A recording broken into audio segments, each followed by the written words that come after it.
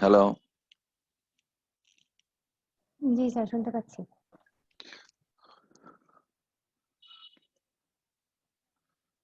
আমরা আজকে operational amplifier 741 এইটার ইন্টারনাল ডায়াগ্রাম, পিন ডায়াগ্রাম আর কিছু স্পেসিফিকেশনস স্টাডি করব, ঠিক আছে? তোমাদের অলরেডি এইটা এর আগে ডিসকাস করে বলেছিলাম যে অপারেশনাল এমপ্লিফায়ার এটা হলো তার পিন ডায়াগ্রাম। পিন কয়টা আছে এখানে? একটা হলো আনইউজড, তাহলে 7টা পিন ইউজ হচ্ছে, তাই তো? আর অ্যাক্টিভ পিন হলো আউটপুটটাকে বাদ দিলে ইনপুট 2টা, আর এখান দিয়ে একটা ভিসিসি ইনপুট, আর এদিকে হলো মাইনাস ভিসিসি ইনপুট, তাই না? এই 4টা, 2টা হলো আমাদের সিগন্যালের ইনপুট আর 2টা হচ্ছে আমাদের ডিসি বায়াসিং এর জন্য ইনপুট, ঠিক আছে? তাহলে প্রথমে পিন এই 8 পিনের হইলেও অ্যাকচুয়ালি পিন ইউজ হচ্ছে কয়টা? 7টা। 7টা। আর অ্যাক্টিভ পিন কয়টা? 4টা। 4টা। 1 2 3 4। আর একটা হলো আউটপুট। আউটপুটটাকে আমরা একটি বলছি না কেন? আউটপুটটাকে এইগুলো কন্ট্রোল করতেছে, তাই তো? এই 4টা পিন আউটপুটকে কন্ট্রোল করতেছে। তো এখান থেকে নাম 741, বুঝতে পেরেছো? 741 আইসিটার এর ইন্টারনাল ডায়াগ্রাম যদি আমরা দেখি, এটা হলো তার ইন্টারনাল ডায়াগ্রাম। একটু একটু করে আমরা আসি। প্রথম ইনপুট স্টেজটা হলো এই ডিফারেন্সিয়াল এমপ্লিফায়ার। একটা ছিল নন ইনভার্টিং আর একটা ছিল ইনভার্টিং ইনপুট। তাহলে এটা হলো 2 নাম্বার পিন, মানে ইনভার্টিং ইনপুট, আর এটা পিন নাম্বার 3 নন ইনভার্টিং ইনপুট। তাহলে এইখানে দেখো একটা ডিফারেন্সিয়াল এমপ্লিফায়ার তৈরি করা আছে,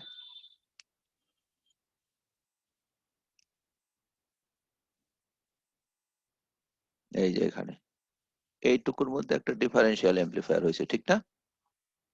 জি স্যার। আচ্ছা, এই ডিফারেন্সিয়ালের বায়াস করার জন্য এখানে একটা কারেন্ট দেয়া আছে। এই কারেন্টটা হলো তোমার একটা কনস্ট্যান্ট কারেন্ট সোর্স থেকে আসছে। এই যে এটা, এই কারেন্টটা কিভাবে আসছে কনস্ট্যান্ট কারেন্ট সোর্স থেকে? এই যে উইডলার কারেন্ট মিরার সার্কিট, এই উইডলার কারেন্ট মিরার সার্কিট তৈরি করার জন্য এখানে এই যে ডায়োড কানেক্টেড ট্রানজিস্টর দেখতে পাচ্ছ? জি স্যার। এই যে এটা ডায়োড কানেক্টেড ট্রানজিস্টর, এইটুকু। তাহলে এইটা হবে হলো কি বলে, current to voltage voltage converter. Converting transistor. এইটাও ঠিক, current to voltage converting converting transistor. Transistor. Voltage converting হ্যাঁ, ট্রানজিস্টর। তাহলে এইটা হবে কি আবার? এটা হবে হলো তোমার voltage to current converting transistor. তার মানে এখান দিয়ে আমরা একটা এই কপিড কারেন্ট পাবো, তাই না? এখানে জি স্যার। ঠিক একইভাবে এখান দিয়েও একটা কপিড কারেন্ট পাওয়া যাবে, এই যে এখান দিয়ে। এটা কিন্তু অ্যারো দিয়ে কারেন্টের ডিরেকশন বুঝায়নি, অ্যারো দিয়ে বুঝেছে যে এটা পাওয়ার সাপ্লাই পজিটিভের সাথে কানেক্টেড হবে। তাহলে কারেন্টটা ফ্লো করবে হলো এদিকে। তো এদিক দিয়ে যদি কারেন্ট ফ্লো করে তাহলে এখানেও ঠিক একইভাবে কাজ করবে। এখানে তোমার একটা ভোল্টেজ ড্রপ হবে, সেই ভোল্টেজটা এই ডায়োডের অ্যাক্রসে ড্রপ হবে, তখন এখান দিয়ে একটা কারেন্ট পাস করবে। তাহলে এখান দিয়ে যেই কারেন্টটা যাবে সেই কারেন্টটা এখানে সেই স্প্লিট হবে, হয়ে 2টা ট্রানজিস্টরের কালেক্টর কারেন্ট সেট করবে। তাহলে এটা বায়াস হয়ে গেল, তাই না? জি স্যার। বেস দিয়ে সিগন্যাল দিবে আর এখান দিয়ে সে কালেক্টর কারেন্ট পেয়ে গেল।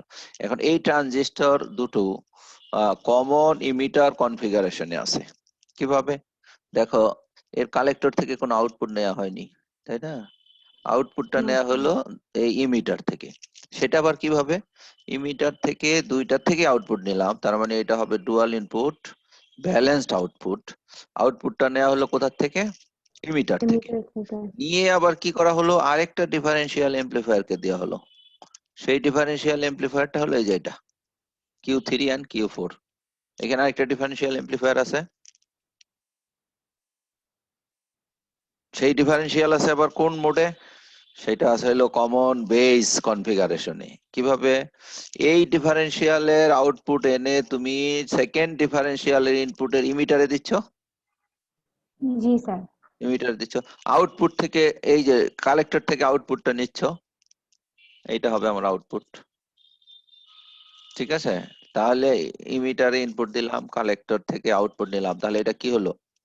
Common base. Common base, common base. আর এই কমন বেস কে আবার বায়াসিং করার জন্য তোমার কি হলো, এখান দিয়ে বেস দিয়ে একটা কারেন্ট ফ্লো করাতে হবে, বুঝতে জি স্যার। পেরেছো? তাহলে সেই বেস কারেন্টটাই যে এখান দিয়ে একটা কারেন্ট সোর্স ছিল না, এই যে জি স্যার, ওখান সেটা থেকে সেটা আসবে। এখান দিয়ে ড্র করবে। তাহলে দেখো, প্রথমে কথা হলো আমরা কেন ফার্স্ট স্টেজটাকে কমন কালেক্টর করলাম। ফার্স্ট স্টেজটাকে কমন কালেক্টর, সরি ভুল বললাম না, কমন কালেক্টর না, ঠিক আছে, ইমিটার ফলোয়ার বা কমন কালেক্টর। হ্যাঁ, তাহলে এই কমন ইমিটার এমপ্লিফায়ারের একটা মানে অ্যাডভান্টেজ বলো দেখি, সবচেয়ে ভালো অ্যাডভান্টেজ। সে তো ভোল্টেজ গেইন প্রডিউস করে না, তাই না? Common emitter amplifier voltage gain produce, sir current gain ভালো। কারেন্ট গেইন ভালো, এটা হলো একটা অ্যাডভান্টেজ। তবে এইখানে সেই কারেন্ট গেইনের জন্য ইউজ করা হয়নি, এখানে ইউজ করা হয়েছে তার ইনপুট ইম্পিডেন্স ভেরি হাই, তাই না? কমন জি emitter sir. Amplifier input impedance very high. তাহলে যেহেতু এটাই আমার শুরুতে ইনপুট, তাহলে ইনপুট ইম্পিডেন্সটা যেন খুব বেশি হয়, কারণ যে কোনো এমপ্লিফায়ারের ইনপুট ইম্পিডেন্স যত বেশি হবে সেই এমপ্লিফায়ার তত ভালো হবে, সেই জন্য এটাকে কমন কালেক্টর মোডে ইউজ করা হলো। আর তোমাদের মনে আছে কিনা যে কমন ইমিটার এবং কমন বেস এমপ্লিফায়ারের ভোল্টেজ গেইন কিন্তু অলমোস্ট সেম, তাই না? আমি এক জায়গায় দেখিয়েছিলাম তোমাদের। জি স্যার। তাহলে এখানে যদি এটা আমাদের কমন বেস হয়ে থাকে, তাহলে এটা সেম ভোল্টেজ গেইন প্রোভাইড করবে, তাই না? সেম ভোল্টেজ গেইন প্রোভাইড করবে, কিন্তু এটার আবার কি কম, কারেন্ট গেইন কম। তো কারেন্ট তো গেইন আগে হয়েই গেছে, তাই তো? এখানে তো অলরেডি একটু হয়ে আছে, সুতরাং জি এখানে স্যার। কারেন্ট গেইন কম হলে কোনো সমস্যা নেই। তবে এইটা কেন ইউজ করা হলো, এইটা আসলে আমরা সেইভাবে অ্যানালাইসিস করি নাই। তোমরা যদি একটু চিন্তা করো যে এই এমপ্লিফায়ারটা, কমন বেস এমপ্লিফায়ারটা, এটা কি 180 ডিগ্রি ফেজ শিফট প্রডিউস করে? বলো দেখি। এখানে যে দুইটা এমপ্লিফায়ার ইউজ করা হলো, এই দুইটা amplifier 180 degree phase shift produce করবে না, শুধুমাত্র common emitter amplifier 180 degree phase shift করেন, এখানে করে। করবে না। হ্যাঁ, তাহলে তার মানে common base amplifier phase shift produce করে না। আচ্ছা, যদি ফেজ শিফট প্রডিউস না করে, তাহলে হাই ফ্রিকোয়েন্সির যেই একটা কনসেপ্ট বলেছিলাম যে মিলার থিওরেম, কারো মনে আছে মিলার থিওরেম? জি স্যার, নামটা মনে আছে। আর কনসেপ্টটা মনে নেই। মিলার থিওরেমে বলা হয়েছিল যে একটা এমপ্লিফায়ারের ইনপুট এবং আউটপুটের মধ্যে যেই ক্যাপাসিটেন্সটা থাকবে, সেই ক্যাপাসিটেন্সটা মাল্টিপ্লাই হবে, কত দিয়ে মাল্টিপ্লাই হবে? One one plus. মাইনাস এ দিয়ে মাল্টিপ্লাই হবে, তাই না? জি এখানে যে স্যার। ক্যাপাসিটেন্সটা থাকবে সেই ক্যাপাসিটেন্সটা ইনপুটে ফিডব্যাক হবে, সেই ইনপুটে ফিডব্যাক হলে তার ভ্যালু কত হবে? ওয়ান মাইনাস, এই এখানে চলে আসলো একটা ক্যাপাসিটর। টাইমস হ্যাঁ, ক্যাপাসিটি। এখানে যদি সি ও থাকে, এটা আসলে আমাদের ছিল কি, সি বি, তাই না, প্রাইম ই, না সি বি প্রাইম সি, এটা ছিল, তাই তো, বেজ এবং কালেক্টরের মধ্যে। জি স্যার। এটা কমন ইমিটার এমপ্লিফায়ারের কথা বলা হচ্ছিল। তাহলে এটা মাল্টিপ্লাই হয় কি দিয়ে? সি বি প্রাইম সি, এটা মাল্টিপ্লাই হয়ে যায় হলো ওয়ান মাইনাস এ ভি দিয়ে, তাই না? জি ওয়ান স্যার। মাইনাস এ। তাহলে এই যে যেই সমস্ত এমপ্লিফায়ারের 180 ফেজ ডিফারেন্স থাকে, তাদের গেইন নিয়ে আমরা কি বলি? এ বিটা তার নেগেটিভ, তাই তো? জি স্যার। নেগেটিভ হওয়ার কারণে এটা পজিটিভ হয়, পজিটিভ হইলে এই ক্যাপাসিটেন্সটা একটা বড় একটা ফ্যাক্টর দিয়ে মাল্টিপ্লাই হয়, তাই না? জি স্যার। তার মানে এই ক্যাপাসিটেন্সটা যখন ইনপুট থেকে মেজার করা হবে, তখন এটা ওয়ান প্লাস এভি দিয়ে মাল্টিপ্লাই হয়ে যায়, মানে বেড়ে যায়। এইটাই ছিল মিলার ইফেক্ট। মিলার ইফেক্ট, জি স্যার। হ্যাঁ, তাহলে এটা শুধুমাত্র 180 ফেজ শিফট হইলেই এটা ইনক্রিজ করে, আদারওয়াইজ এটা ইনক্রিজ করবে না। করবে দেখো, না, 180 ডিগ্রি যদি না হয়, তাহলে এটা মাইনাস ছিল, মাইনাস মাইনাসে কমে যাবে। কমে যাবে, রাইট? তাহলে কমন বেস এমপ্লিফায়ারে যেহেতু মিলার ইফেক্টটা হয় না, সেহেতু এটার হাই ফ্রিকোয়েন্সির পারফরমেন্স খুব ভালো। তার মানে এটা অনেক বেশি ফ্রিকোয়েন্সিকে এমপ্লিফাই করতে পারে। পারে পারে তার মানে এটার ব্যান্ডউইথ ভালো, ঠিক আছে? আচ্ছা, জি স্যার। এখন একটা জিনিস আমরা গত ক্লাসে পড়েছিলাম যে যদি তুমি একটা ট্রানজিস্টরের, আমরা দেখেছিলাম যে এই ট্রানজিস্টরের সবগুলো মিলিয়ে তার কি হচ্ছে, ইমিটার রেজিস্ট্যান্স হচ্ছে, তাই না? এই যে এই পুরো অংশটুকু ইমিটার রেজিস্ট্যান্স। অথবা এখন যেই ডিফারেন্সিয়াল এমপ্লিফায়ার আমি মার্ক করেছি, এটার নিচের অংশটুকু হলো তার কি, কালেক্টর, তাই না? এখানে কালেক্টর। তাই কালেক্টরের থেকে আমি আউটপুট নিব, সেই জন্য কালেক্টরের রেজিস্ট্যান্স যত বড় হবে এর গেইন তত বাড়বে, ডিফারেন্সিয়াল গেইন তত বাড়বে, তাই না? স্যার আমরা কি ডিফারেন্সিয়াল গেইন বেশি চাই না কম চাই? বেশি চাই। এটাই সেই জন্য এখানে নরমাল রেজিস্ট্যান্স ইউজ না করে আর একটা কারেন্ট সোর্স ইউজ করা হলো। দেখো এই কারেন্ট সোর্সটাকে আমরা বলবো বেস কম্পেনসেটেড কারেন্ট সোর্স। এই যে এইটার মতো নাকি, জি স্যার, এটা গত ক্লাসে পড়াইছিলাম না যে এখান দিয়ে এটা স্যার বেস। ওকে কারেন্ট লস। হ্যাঁ, তাহলে এখানে এইটা তোমার কি করবে, একটা বেস কম্পেনসেটেড কারেন্ট সোর্স হিসেবে কাজ করবে।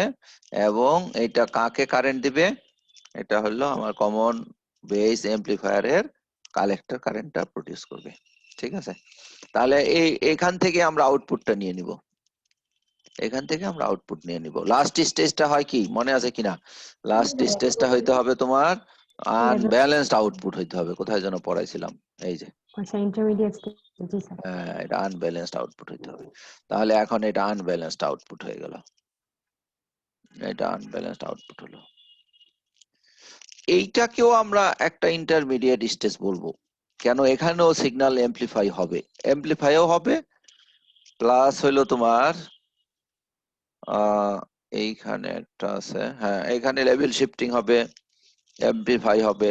কিভাবে হচ্ছে দেখো, তাহলে এখানে তো যেহেতু একটা ট্রানজিস্টর দিয়ে করা একটা নরমাল এমপ্লিফায়ার, এই এমপ্লিফায়ার টুকু কি দেখো, এটা অ্যানাদার ইমিটার ফলোয়ার, তাই না? জি স্যার। এই যে এই ডিফারেন্সিয়াল এমপ্লিফায়ার থেকে এই যে এটার আউটপুট, এটা হলো তোমার আনব্যালেন্সড আউটপুট নিলাম, হ্যাঁ নিয়ে এখানে দিয়ে দিলাম। ঠিক আছে, এখানে দিলাম। আর এই কালেক্টরে কোনো রেজিস্ট্যান্স নেই, আউটপুটটা নেওয়া হলো কোথা থেকে, এমিটার থেকে, এমিটার থেকে। তাহলে এটা কোন কনফিগারেশন হলো, common common collector configuration, common collector অথবা ইমিটার কালেক্টর ফলোয়ার। ঠিক আছে, তাহলে এইটা কি করবে, এইটা কি কোনো ইমিটার ভোল্টেজ ফলোয়ার প্রোভাইড করবে? না, এটা ভোল্টেজ গেইন প্রোভাইড করবে না। ভোল্টেজ গেইন এখানে যা আছে এখানে তাই। তাহলে এইটা কেন ইউজ করা হয়, এটা ইউজ করা হয় একটা সিমেট্রির জন্য। দেখো এই যে এখানে যে বেস কম্পেনসেশনের জন্য যে ট্রানজিস্টরটা দেয়া হলো, সেই ট্রানজিস্টরটা এই Q5 এর জন্য একটা লোড না? জি স্যার। ঠিক একইভাবে Q6 এও যেন একটা লোড তৈরি হয়, সিমেট্রিক্যাল লোড। তাহলে দেখো এখানে Q7 একটা এনপিএন ট্রানজিস্টর, এখানেও Q16 একটা এনপিএন রেজিস্ট্যান্স। ঠিক আছে, এখানে এটার অ্যাক্রসে, হ্যাঁ এইটার অ্যাক্রসে কতটুকু রেজিস্ট্যান্স দেয়া আছে, 50K। এখানেও দেয়া আছে দেখো 50K। 50K। তাহলে এই দুইটা আইডেন্টিক্যাল একটা কনফিগারেশন হলো। এবং দুইটা ট্রানজিস্টর এই দেখো এখানে যে তুমি কমন বেস ডিফারেন্সিয়াল এমপ্লিফায়ারের কালেক্টর কারেন্ট বায়াস করেছিলে, এই বায়াস করার জন্য যেই দুইটা ট্রানজিস্টর, সেই দুইটা ট্রানজিস্টর সিমেট্রিক্যালি লোডেড হইলো, তাই না? তারা সেম লোডের সাথে কানেক্টেড হয়ে গেল। কি হলো, কানেক্ট হলো, তাতে কি হবে, যে এই দুই পয়েন্টের ভোল্টেজ মানে এটার মধ্যে মিসম্যাচটা কম হবে। মিসম্যাচ কম হলে অফসেট কথা বলেছিলাম না, অফসেট ভোল্টেজের কথা, জি স্যার। সেই অফসেট ভোল্টেজের ভ্যালু কমবে, সেই জন্য এটা করা হলো। ইনফ্যাক্ট এটা খুব দরকার ছিল না, কারণ ভোল্টেজ গেইন তো সে প্রোভাইড করছে না, আর এখানে আমরা কারেন্ট গেইন চাই না, কারণ এরপরেই আবার একটা আছে হলো ভোল্টেজ এমপ্লিফায়ার। আচ্ছা, তার আগে একটু বলে নেই, এই যে একটা ট্রানজিস্টর দেখতেছো, এইটা এইটা আর এই যে এখানে হলো কয়টা হলো, চারটা ট্রানজিস্টর। এই চারটা ট্রানজিস্টরের অ্যাকচুয়াল কোনো কাজ নেই, এটা নরমাল অপারেশনের সময় তারা ইনঅ্যাক্টিভ থাকবে। তাহলে তারা কখন কাজ করবে, যদি তুমি এই অ্যাম্পলিফায়ারের আউটপুটকে শর্ট করে দাও। ঠিক আছে, তার মানে এরা কাজ করছে হলো শর্ট সার্কিট প্রোটেকশনের কাজ করছে। ঠিক আছে, তাহলে আপাতত এরা নেই, এটা তুমি চিন্তা করতে পারো নরমাল অপারেশনের জন্য। হ্যাঁ, এরা শর্ট সার্কিট প্রোটেকশনের কাজ করছে।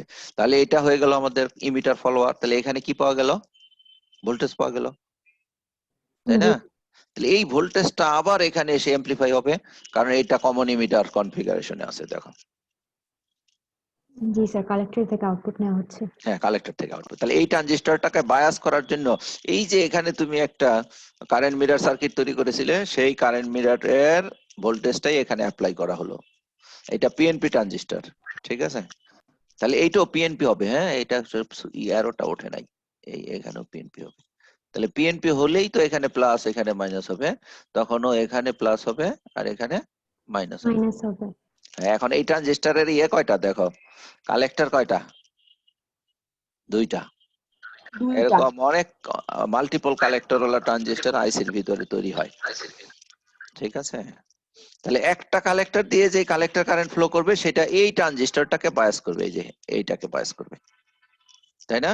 দেখো, জি স্যার। এটার কালেক্টর জি কারেন্ট স্যার। দরকার, কালেক্টর কারেন্টকে বায়াস করে ফেললাম। আচ্ছা, তাহলে এখান থেকে এখন আউটপুট নাও, এখান থেকে আউটপুট।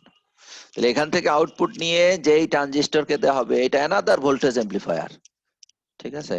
এই ভোল্টেজ এমপ্লিফায়ার কে বায়াস করার জন্য আপাতত মনে করো এইটুকু নাই, এটুকুর কথা আমি পরে বলতেছি। তাহলে এটাকে বায়াস করার জন্য কি করা হলো, এটাকে বায়াস করার জন্য একে কালেক্টর কারেন্ট দিতে হবে, সরি ইমিটার কারেন্ট দিতে হবে, যেহেতু এটা আছে পিএনপি ট্রানজিস্টর। ইমিটার কারেন্ট দেওয়ার জন্য এই যে এখান থেকে আসলো, ওই কালেক্টর থেকে দেওয়া হ্যাঁ এই হচ্ছে। কালেক্টর থেকে আসতেছে, এই যে এইটার কালেক্টর থেকে আসতেছে, এখান থেকে, এই যে এখান থেকে আসতেছে, এই যে এই এদিক দিয়ে যে এদিক দিয়ে আসবে, ঠিক আছে? জি স্যার। তাহলে এইটুকু যদি না থাকতো তাহলে আমরা বলতাম এই পয়েন্টের ভোল্টেজ আর এই পয়েন্টের ভোল্টেজ সেম, তাই না? জি স্যার। আচ্ছা, তাহলে এইটার কাজ কি? এটা এই যে এইটুকুর কাজ কি? এইটুকুর কাজ হলো এই যে এখানে একটা পুশ পুল এমপ্লিফায়ার দেখতে পাচ্ছ, আগেই বলেছি এই ট্রানজিস্টর দুইটাকে বাদ দিতে হবে। এখানে তাহলে কি আছে দেখো তো, একটা ক্লাস এ বি এমপ্লিফায়ার আছে না? জি স্যার। জি স্যার। আমরা পড়েছিলাম যে এখানে একটা এনপিএন একটা পিএনপি, এখান থেকে আউটপুট নেওয়া হবে, একটু স্টেবিলিটি প্রোভাইড করার জন্য এখানে একটা রেজিস্ট্যান্স এখানে একটা রেজিস্ট্যান্স দিতে হবে, তাই না? জি স্যার। তাহলে এই জায়গাটুকুকে আবার বায়াস করা লাগবে না? এর আগে আমরা দুইটা ডায়োড একটা রেজিস্টার দিয়ে বায়াস করেছিলাম, মনে আছে? জি স্যার। তাহলে এখানে বায়াস সেই করা বায়াসিং এর কাজটুকু করবে এটা। দেখো, এই ট্রানজিস্টরের কালেক্টর আর কি করা আছে, শর্ট করা আছে, কালেক্টর দিয়ে শর্ট করা শর্ট আছে। করা আছে, হ্যাঁ। আবার এইখানে এসে তোমার একটা রেজিস্ট্যান্স দিয়ে তুমি যদি এদিক থেকে যেতে থাকো, এদিক দিয়ে গেলাম, এখানে একটা ডায়োড পেলাম, মানে এটা তো শর্ট, তাহলে এখানে একটা জাংশন পেলাম, পিএন জাংশন। আবার এখান থেকে গেলাম, এখানে একটা পিএন জাংশন পেলাম, ঠিক আছে? এটা অ্যারোটা এদিক দিয়ে দাও, তাহলে এখানে দুইটা পাওয়া গেল, সাথে একটা প্যারালাল একটা কি আছে, রেজিস্ট্যান্স আছে। এই রেজিস্ট্যান্স। প্যারালাল রেজিস্ট্যান্সটা কি করবে, ওই ভোল্টেজটাকে সামান্য একটু কম বেশি করবে। তাহলে এখানে যেহেতু দুইটা পিএন জাংশন আমি পেয়ে গেলাম, পিএন জাংশনের অ্যাক্রসে কিন্তু ভোল্টেজ ড্রপ আর একটা সার্টেন লেভেলের পরে এর আর ভোল্টেজটা বাড়ে কি না। হয়ে বাড়ে না, এটা তোমাদের গত ক্লাসে বলেছি যে জি তাহলে স্যার। এই দুই পয়েন্টের ভোল্টেজ কি হবে, সেম হবে, তাই না? এসি ভোল্টেজটা দুই পয়েন্টে কি হবে তোমার, জি স্যার, সেম সেম শিফটিং হবে। হবে। হ্যাঁ, তার মানে এসি হোক ডিসি হোক, অপারেটিং পয়েন্টের যে শিফটিং হবে সেটা সেম হবে। তাহলে এইটা এনে আবার কাকে দিয়ে দিয়েছো, এই যে ক্লাস এ বি এমপ্লিফায়ার কে দিয়ে দিয়েছো। এখন এটা ক্লাস এ বি এমপ্লিফায়ার সেটাকে পাওয়ারটাকে এমপ্লিফাই করে তোমার আউটপুটে দিয়ে দিবে, ঠিক আছে? জি স্যার। আচ্ছা, এখন তাহলে এটা হলো আমাদের নরমাল অপারেশন।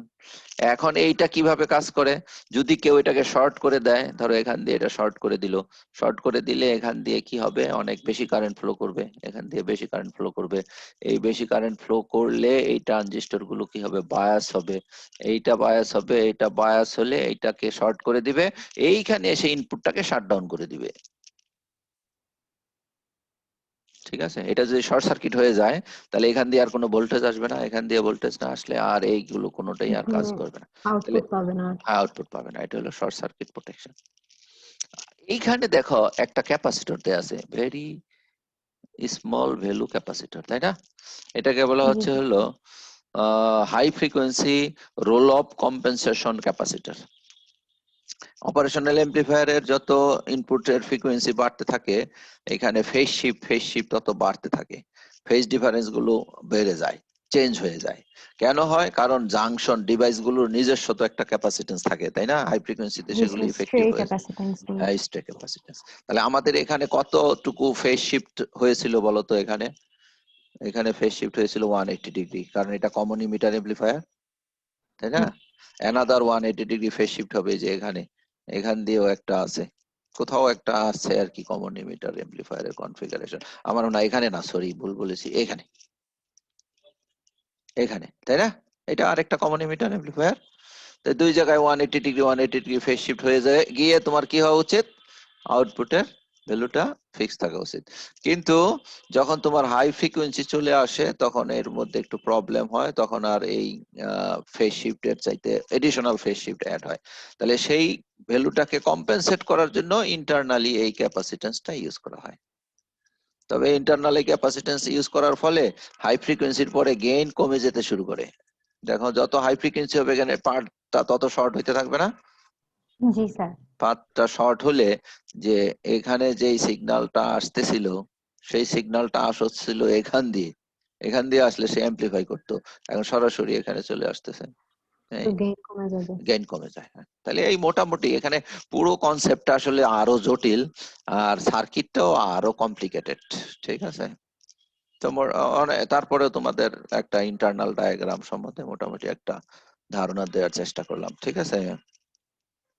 এখানে কম্পেনসেটিং ক্যাপাসিটর সম্বন্ধে ডেসক্রাইব করা আছে। এখন আসো, আমরা এখন থেকে যেই বইটা পড়বো সেই বইটার নাম হলো operational amplifier and linear integrated circuit. এই যে দেখছো, operational amplifiers and linear integrated circuit।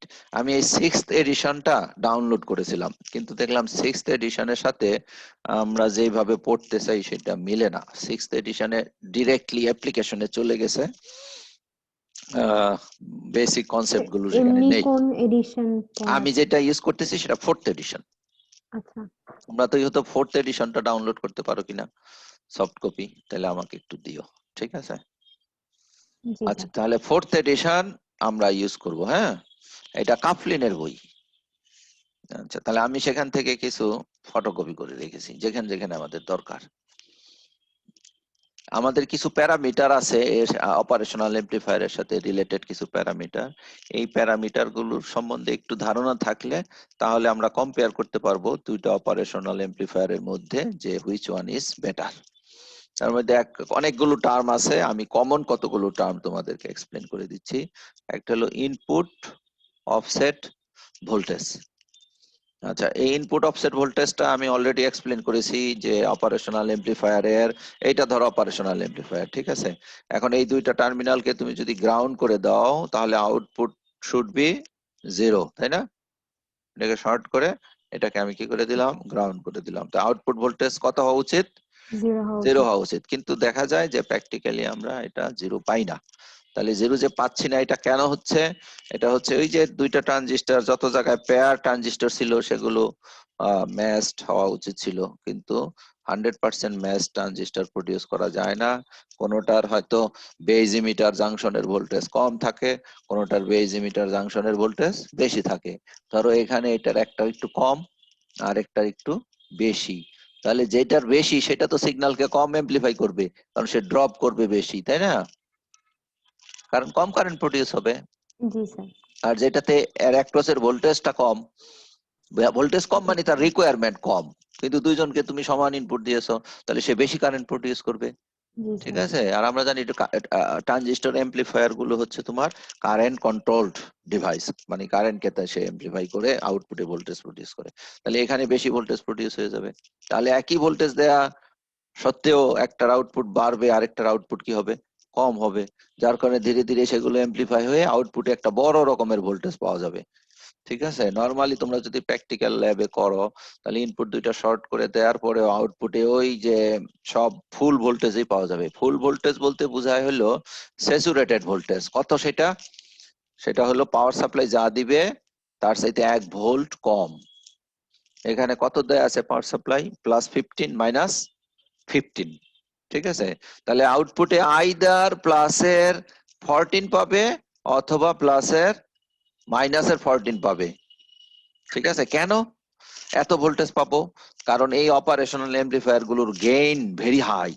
তাহলে ইনপুটে যদি সামান্য একটু ডিফারেন্স হয়, ধরো 0.1 মিলি ভোল্টের ডিফারেন্স হইলো ইনপুটে, সেটা এমপ্লিফাই হয়ে হয়ে আউটপুট কি হয়ে যাবে, ম্যাক্সিমাম হয়ে বড় যাবে, পাবো। অনেক বড় হয়ে যাবে, এটা স্যাচুরেটেড হয়ে যাবে। ঠিক আছে, তাহলে এইটা কেন হলো? Due to mismatch.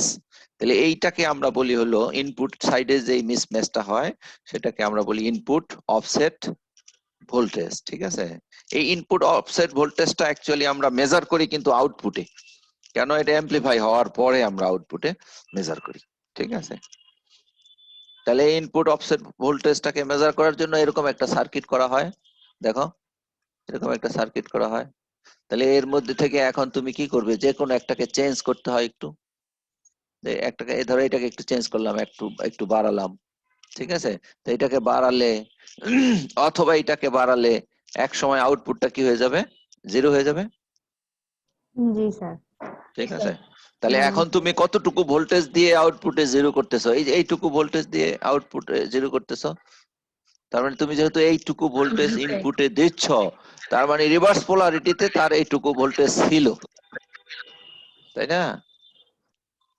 রিভার্স পোলারিটিতে জি বলতে স্যার। তুমি এখানে বড় দিচ্ছ কাকে, সে এখানে বড় দিচ্ছ, তাহলে ইন্টারনালি আসলে এইটার ভোল্টেজটা বড় ছিল, তাই না?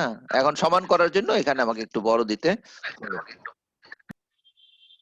ঠিক আছে, তাহলে এইভাবে ইনপুট অফসেট ভোল্টেজ এখানে থিওরিটিক্যালি বলেছে, প্র্যাকটিক্যালি এইভাবে মাপা ডিফিকাল্ট হয়ে যাবে, কারণ এটা আমরা পরে শিখবো। এটা ফিডব্যাক অ্যাপ্লাই করে গেইনটাকে কমিয়ে নিতে হবে, তা নাহলে এটা মেজার করা সম্ভব হয় না। তবে কনসেপ্টটা তোমরা পেয়ে গেলে, হ্যাঁ, ইনপুট অফসেট ভোল্টেজের। আচ্ছা, এখন বিভিন্ন রকমের আইসি আছে। আমরা বলছিলাম কোন আইসিটা সবচেয়ে বেশি ব্যবহার হয়, 741। এখন এই 741 এর আবার বিভিন্ন ভার্সন আছে। এখানে ইউজ করেছে 741C। এই 741C টা একটু কস্টলি এবং প্রিসিশন অপেম। যদি প্রিসিশন অপারেশনাল এমপ্লিফায়ার হয়, it means that it has very small offset voltage। তাহলে এটার ইনপুট অফসেট ভোল্টেজ কতটুকু দেয়া আছে দেখো, 150 150 মাইক্রোভোল্ট। মাইক্রোভোল্ট। এই মাইক্রোভোল্টের কারণে আউটপুটটা স্যাচুরেটেড হয়ে যাবে। ঠিক আছে, আর যদি নরমাল 741 নাও, 741A এরকম যদি নাও, তাহলে এগুলাতে আবার একটু ডিফারেন্ট হবে, হ্যাঁ, কম বেশি হতে পারে। এরপরে আসছে কি ইনপুট অফসেট কারেন্ট। আচ্ছা, এখানে যে সার্কিটটা তোমরা দেখতে পাচ্ছ, অথবা আরেকটা সার্কিট দেখি পাই কিনা, এই যে এটা। আমরা আমরা যদি এখানে এটাকে গ্রাউন্ড করে দেই, এটাকেও গ্রাউন্ড করে দেই, তাহলে this input should draw bias current, তাই না? এটা বায়াস কারেন্ট ড্র করবে। ওই যে মনে আছে কিনা তোমাদের যে এখানে ডিফারেন্সিয়াল এমপ্লিফায়ার ছিল আমাদের, তাহলে ডিফারেন্সিয়াল এমপ্লিফায়ার এখানে যদি গ্রাউন্ড করে দেই তাহলে কি হয়, ইমিটার তো এক সময় নেগেটিভে যায় নাকি, অথবা এখান দিয়ে একটা তো কারেন্ট, আমরা কারেন্ট সোর্স দিয়ে ফ্লো করাচ্ছি, জি স্যার। তাহলে এখান দিয়ে যদি কারেন্ট যায় তাহলে বেস দিয়েও কারেন্ট পাস করতে হবে। জি স্যার। তাহলে দুইটা বেস কারেন্ট যদি সেম হয়, তাহলে আমরা বলবো যে there is no offset input current. ঠিক আছে, এখানে একটা অফসেট আছে। আর যদি ডিফারেন্স হয় তাহলে ইনপুট উপরে উপরে ছিল নাকি, এই যে ইনপুট অফসেট কারেন্ট। তাহলে এই যে ইনপুট অফসেট কারেন্টের ভ্যালু তাহলে কত হবে? এই দুইটা ডিফারেন্স অ্যাবসলিউট ভ্যালু নিয়েছি, কে বড় কে ছোট তাতে কিছুই যায় আসে না, কারণ দুইটাই সেম মানে প্রবলেম ক্রিয়েট করবে, সেই জন্য এটার অ্যাবসলিউট ভ্যালুটা মেজার করা হয়। আমরা ইন্টারেস্টেড হলো কি এর ম্যাগনিটিউড। ম্যাগনিটিউড যত কম হবে আমাদের জন্য সার্কিটটা তত ভালো। ঠিক আছে, এইটা কম, খুবই কম। এই যে দেখো কততে আছে, 741C তে 6 ন্যানো এম্পিয়ার। আর বায়াস কারেন্টকে এইভাবে ডিফাইন করা হয়, এভারেজ বায়াস কারেন্ট। এটা ইনপুট বায়াস কারেন্ট। এই যে দুইটা কারেন্ট গেল, তাকে আমরা কি করলাম, একটা যেহেতু একটু কম বেশি হতে পারে, সেই জন্য দুইটাকে সাম করে 2 দিয়ে ডিভাইড করলাম। ঠিক আছে, 741C এর জন্য এই বায়াস কারেন্টের ভ্যালু কত?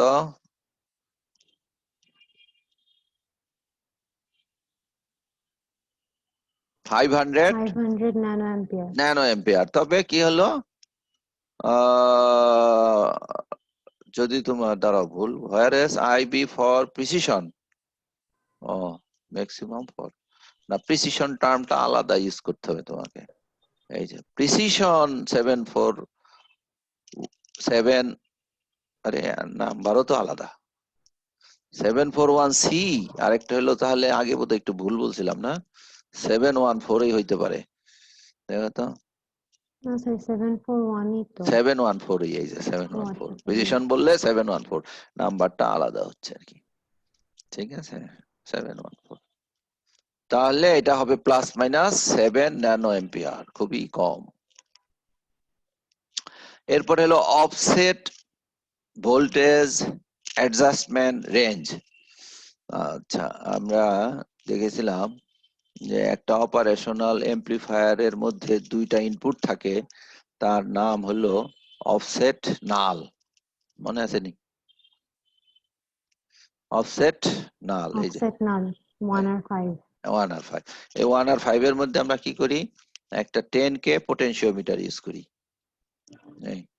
এই 10K পোটেনশিওমিটারের মিডলের যে পয়েন্টটা, এটাকে ওয়াইপার বলে, সেটা মাইনাস ভিসির সাথে কানেক্টেড হয়।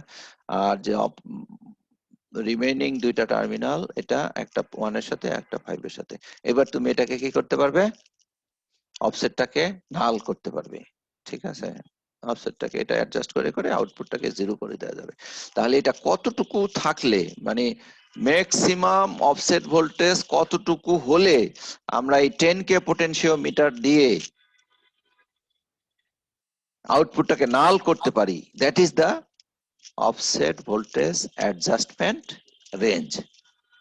দেখো এখানে পড়ো, the offset voltage adjustment range is the range through which the input offset voltage can be adjusted by varying the 10K potentiometer। ঠিক আছে, জি স্যার। তুমি যদি এর চাইতে বেশি হয় তাহলে 10K পোটেনশিওমিটার দিয়ে করা যাবে না, তখন এটা বড় বড় নিতে হবে। ঠিক আছে, কিন্তু অধিকাংশ ক্ষেত্রেই এটা 10K তে হয়ে যায়। 741C তে জন্য এটা কত মিলিভোল্ট? Plus minus 15। হ্যাঁ 15। তাহলে এইটুকু রেঞ্জের মধ্যে এইটা আর অফসেট ভোল্টেজ কিন্তু সেম না, এইটা বড় থাকা ভালো আর অফসেট ভোল্টেজ ছোট থাকা ভালো, তাই না? এটা বড় থাকা ভালো কেন, যে আমার ক্যাপাসিটি আছে, অনেক বড়টাকে অ্যাডজাস্ট করতে পারবো। ঠিক আছে, নেক্সট আসতেছে কি দেখি, ট্রানজিয়েন্ট রেসপন্স। তোমরা কি জানো ট্রানজিয়েন্ট রেসপন্স কি আর এর অপোজিটটা কি? এই অন্য কেউ বলো দেখে, আর কে কে আছে আমার সাথে ক্লাসে? ট্রানজিয়েন্ট আর স্টেডি স্টেট না? হ্যাঁ, ট্রানজিয়েন্টের অপোজিটটা হলো স্টেডি স্টেট। হ্যাঁ, মানে কি? মানে স্যার ট্রানজিয়েন্ট হচ্ছে যে sir T is equal two 0 সময়ে রেসপন্স, এরপরে আস্তে আস্তে স্যার স্যাচুরেশনের মতো একটা ভ্যালুতে যাবে, ওইটা হচ্ছে ভ্যালুতে যাবে, স্টেডি। রাইট। হ্যাঁ হ্যাঁ, আরেকটু যদি টেকনিক্যালি বলো। সো ট্রানজিয়েন্টটা হচ্ছে time dependent time dependent, exactly, এইটা আর হলো steady state time independent. Time time independent. হ্যাঁ, এইটাই আসলে কথা। ওই যে ও যেটা বললো যে টি ইজ ইকুয়াল টু জিরোতে, আসলে ওই সময়টুকু একটু কিছুক্ষণ সময় ডিপেন্ডেন্ট থাকে, তো এই জন্য টি ইজ ইকুয়াল টু জিরোতে আমরা এটা করি। আচ্ছা, আমি অ্যাটেন্ডেন্সটা দিচ্ছি। হ্যাঁ, তাহলে শেয়ারিংটা আমি স্টপ করলাম, দেখি কারা কারা থাকে।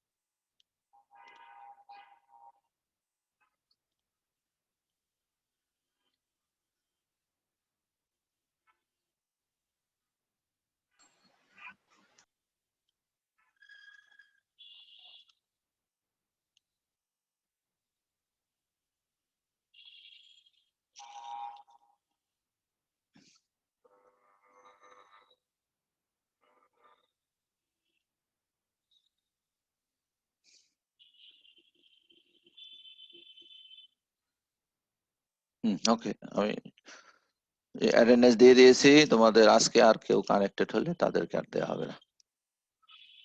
তাহলে আমরা যেটা পড়ছিলাম সেটা হলো ট্রানজিয়েন্ট রেসপন্সের মধ্যে অপ এম্পায়ার হলো একটা ইম্পর্টেন্ট রেসপন্স, হলো এটা ভোল্টেজটা কত দ্রুত আউটপুটে রাইজ করতে পারে, ঠিক আছে, সেটাকে আমরা বলি রাইজ টাইম নাকি। জি স্যার। রাইজ টাইমের ডেফিনেশন হলো যে তুমি ইনপুটে দিবে হলো একটা স্টেপ ফাংশন। স্টেপ ফাংশন একেবারে যেটা জিরো টাইমে ধরো 0 ভোল্ট থেকে 5 ভোল্ট হয়ে যাবে, যেটা প্র্যাকটিক্যালি পাওয়া সম্ভব না, তাই না, থিওরিটিক্যালি সম্ভব। স্টেপ ফাংশন প্র্যাকটিক্যালি পাওয়া সম্ভব না, এটা থিওরিটিক্যালি সম্ভব। এইরকম প্র্যাকটিক্যালি যেটা সম্ভব সেটা হলো ভেরি স্মল টাইমে সে 0 ভোল্ট থেকে কোথায় চলে যাবে, 5 ভোল্ট। 5 ভোল্টে যাবে। ইনপুটে এরকম একটা দিয়ে দিলাম, তাহলে output should be like this step function, তাই না, আউটপুট এরকম হইতে হবে, কিন্তু আউটপুটটা প্র্যাকটিক্যালি একটু স্লোপ থাকে। স্লোপ থাকে, রাইট। তাহলে এটা আমরা এইভাবে ডিফাইন করি যে এটা 10% থেকে এই 90% পর্যন্ত যেতে যেই সময়টুকু লাগলো সেটাকেই বলা হচ্ছে কি রাইজ রাইজ টাইম। টাইম। 10% থেকে এই এটা হলো রাইজ টাইম। আচ্ছা, অনেক সার্কিটের ভিতরে এই ক্যাপাসিটর বা ইন্ডাক্টর বা এগুলো থাকার কারণে, যেহেতু এমনিতেই নাই কিন্তু অ্যাকচুয়ালি তো জাংশন ক্যাপাসিটেন্স আছে, সেই জন্য এটা যখন ওঠে তাহলে ইলেকট্রিক্যাল ইনারশিয়ার মতো একটা ঘটনা হয় যে একটু বেশি উঠে যায়, বুঝতে পেরেছো? তাহলে এই যে যতটুকু জি বেশি স্যার। উঠে গেল এটার নাম হলো ওভারশুট, এই যে,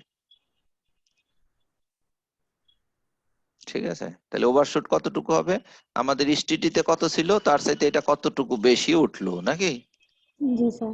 সেটা স্যার পার্সেন্টেজ আমরা রিপ্রেজেন্ট করব। হ্যাঁ বলো। স্যার এই ইলেকট্রিক ইনারশিয়ার মানে কারণ কি স্যার? ওই যে ক্যাপাসিটর থাকলে হয়, ইন্ডাক্টর থাকলে হয়, ঠিক মানে আছে। ওই যে আগে সে চার্জ অল্প জমা রাখছিল হ্যাঁ হ্যাঁ এখন হ্যাঁ, ছেড়ে দিবে ছেড়ে এরকম। দেয় ছেড়ে দেয়। আর এটা আমি পরে এক্সপ্লেন করব আরো সুন্দর করে, আমরা যখন অসিলেটর পড়বো তখন এক্সপ্লেন করবো, হ্যাঁ, ট্যাঙ্ক সার্কিটের জি স্যার। মাধ্যমে। আচ্ছা, তাহলে এখানে এটা রিপ্রেজেন্ট করা হবে কিসের মাধ্যমে, যে percentage of the steady value, steady state value, তাই না, এই যে percentage of steady state value. তাহলে এটা একটা হলো ওভারশুট, আর একটা হলো, এগুলো হলো ট্রানজিয়েন্ট এর মধ্যে আমরা ইউজ করি, তাই না। এখানে অপারেশনাল এমপ্লিফায়ারের কিছু ডেটাতে আছে, দেখো, the transient response test circuit for 741C as well as the response of this test circuit for ইনপুটে এত কম দিয়েছে কেন, কারণ আউটপুট তো এমপ্লিফাই হবে। DC is included in data sheet. Data শিটটা যদি আমরা দেখতাম তাহলে এই বইয়ের মধ্যে ডেটা শিট দেয়া আছে, তোমরা চাইলে একটু দেখে নিও। এর রাইজ টাইম হলো কত, 3 মাইক্রোসেকেন্ড। 0.3 microsecond. হ্যাঁ, কিন্তু কতর জন্য, ইনপুট কত দিয়েছো, 20 মিলিভোল্ট। এইটা 20 এটা millivolts. হ্যাঁ, এটা মনে রাখতে হবে, কারণ এইটা রাইজ টাইম আবার ইনপুটের উপর ডিপেন্ড করবে, তাই না। কারণ তুমি ইনপুট বেশি দিলে আউটপুটে বেশি রাইজ করতে হবে, তার টাইম বেশি লাগবে। টাইম বেশি লাগবে। টাইম বেশি লাগবে। হ্যাঁ, সেই জন্য এটা স্ট্যান্ডার্ড হইতে হবে। আর ওভারশুট কতটুকু আছে, 5%। 5%। 5%. এই যে এই জিনিসটা অপারেশনাল এমপ্লিফায়ারের বেলায় একটা ভিন্ন নামের প্যারামিটার দিয়ে রিপ্রেজেন্ট করা হয়, সেটার নাম হয়ে যায় স্লিউ রেট, ঠিক আছে, স্লিউ রেট।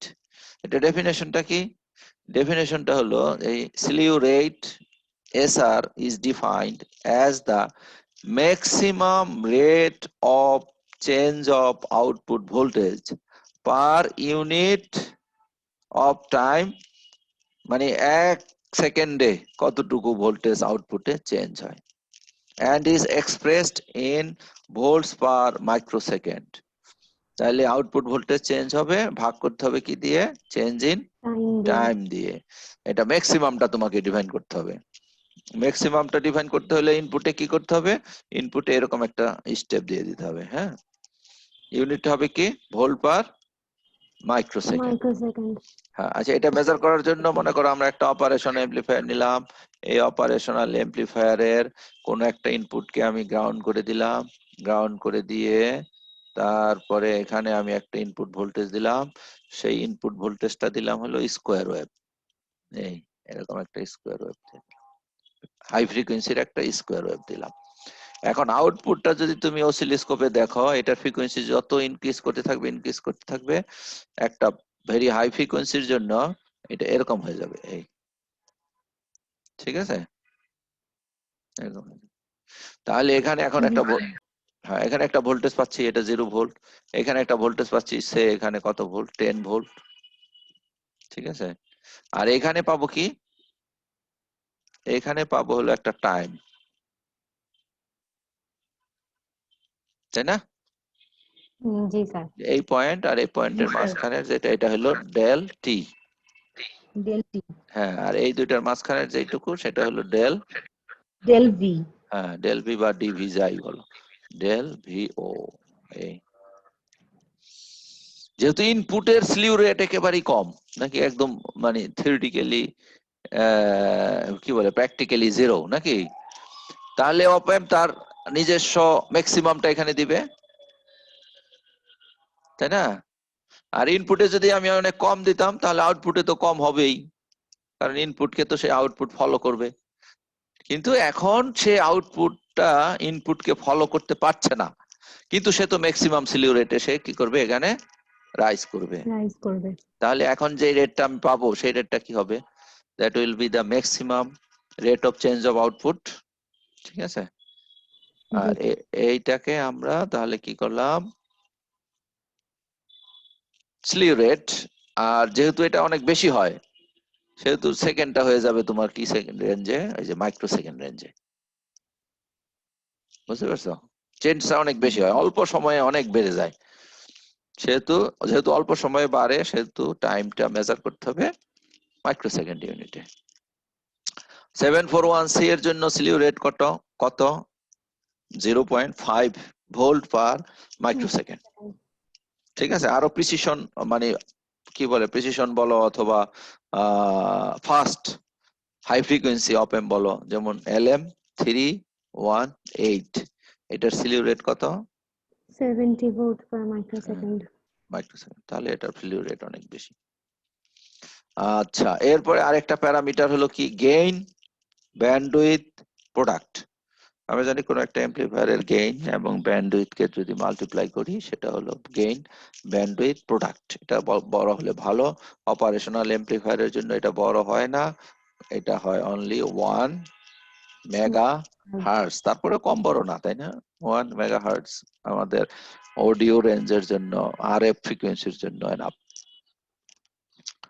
আচ্ছা, এইটা হলো একটা হলো ওপেন লুপ ব্যান্ডউইথ, আর একটা গেইন ব্যান্ডউইথ, আর একটা হলো ক্লোজ লুপ গেইন ব্যান্ডউইথ। যাই করো না কেন গেইন ব্যান্ডউইথ প্রোডাক্টটা সেম হবে।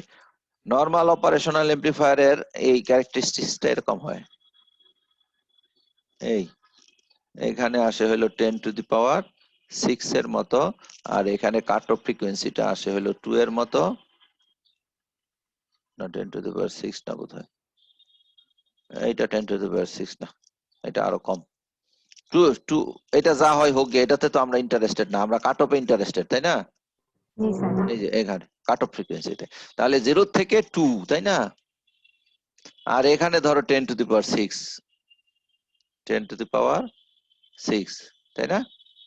অথবা এটা কত হইতে পারে 0.5 ইন্টু 10⁶, এরকম কাছাকাছি। মানে এটা 10 গেইনটা হলো কি 10⁶ রেঞ্জে, অনেক গেইন। এটা হলো ভোল্টেজ গেইন। আর ফ্রিকোয়েন্সি রেসপন্সটা খুবই খারাপ, অনলি 2। তাহলে এই দুটাকে গুণ করলে কত হবে এখন 10⁶। 10⁶। তো 10⁶ গেইনের কি কোনো ইউনিট আছে? না স্যার। ব্যান্ডউইথের হার্টজ। হার্টজ। তাহলে তোমরা 10⁶ মানে কি মেগা না? জি জি, স্যার। স্যার। তাহলে এই যে 1 মেগাহার্টজ। ঠিক আছে, এরকম একটা রেসপন্স আমরা পাই। তাহলে যেহেতু আমাদের এখানে ব্যান্ডউইথ ভেরি স্মল, এই অ্যাম্পলিফায়ার আমরা ইউজ করতে পারি না, সেই জন্য আমরা কি করি, ব্যান্ডউইথটাকে বাড়ায় দেই আর গেইনটাকে কমিয়ে দেই। কি করে? নেগেটিভ ফিডব্যাক অ্যাপ্লাই করে, মনে আছে কিনা? জি স্যার। নেগেটিভ ফিডব্যাক কি করে? গেইন গেইন ডিক্রিজ কমিয়ে করে দেয়। দেয়, হ্যাঁ গেইন কমিয়ে দেয়। আর গেইন কমলে তো ব্যান্ডউইথ বাড়ে। ব্যান্ডউইথ বেড়ে যায়। সবসময় এই প্রোডাক্টটা সেম থাকে, যে এখানে এখন ব্যান্ডউইথ এখানে চলে আসবে, এখানে ব্যান্ডউইথ যেহেতু এখানে এত বড় হয়ে যাবে, হায়ার কাট অফ ফ্রিকোয়েন্সি, গেইনটা কমে যাবে, বাট প্রোডাক্টটা দুইটার গুণফল অলওয়েজ কি হবে 1 মেগা হার্টজ। 1 megahertz. তুমি যদি ব্যান্ডউইথ বেশি চাও তাহলে গেইন কম নিতে হবে, আর যদি গেইন বেশি চাও তাহলে ব্যান্ডউইথ বেশি কম পাবে।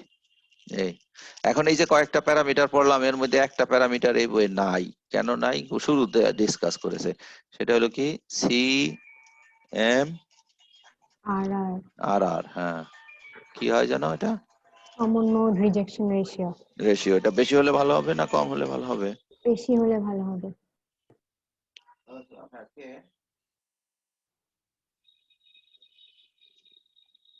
আমি তো ক্লাসে আছি, আমি তো সেদিন ফোন দিয়েছিলাম তোমাকে। হ্যাঁ হ্যাঁ হ্যাঁ, এখন আমি ক্লাসে আছি। হ্যাঁ, ক্লাস চলবে আমার 11:30 পর্যন্ত। 11:30 পর্যন্ত চলবে ক্লাস।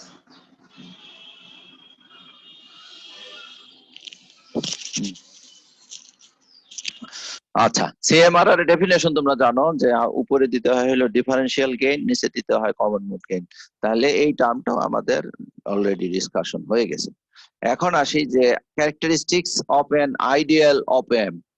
ঠিক আছে, একটা ভালো অপারেশনাল এমপ্লিফায়ারের কি কি ক্যারেক্টারিস্টিক্স থাকবে? আচ্ছা, গেইন। গেইন বেশি হলে ভালো, যেটা বেশি হলে ভালো সেটা থাকবে ইনফাইনাইট, আর যেটা কম হলে ভালো সেটা থাকবে জিরো। এই না আইডিয়াল? জি স্যার। তাহলে গেইন বেশি চাও না কম চাও? বেশি চাই। সেই জন্য এটা ইনফাইনাইট। ইনপুট রেজিস্ট্যান্স আমরা বেশি চাই না কম চাই? বেশি চাই। সেই জন্য এই যে ইনফাইনাইট ইনপুট রেজিস্ট্যান্স।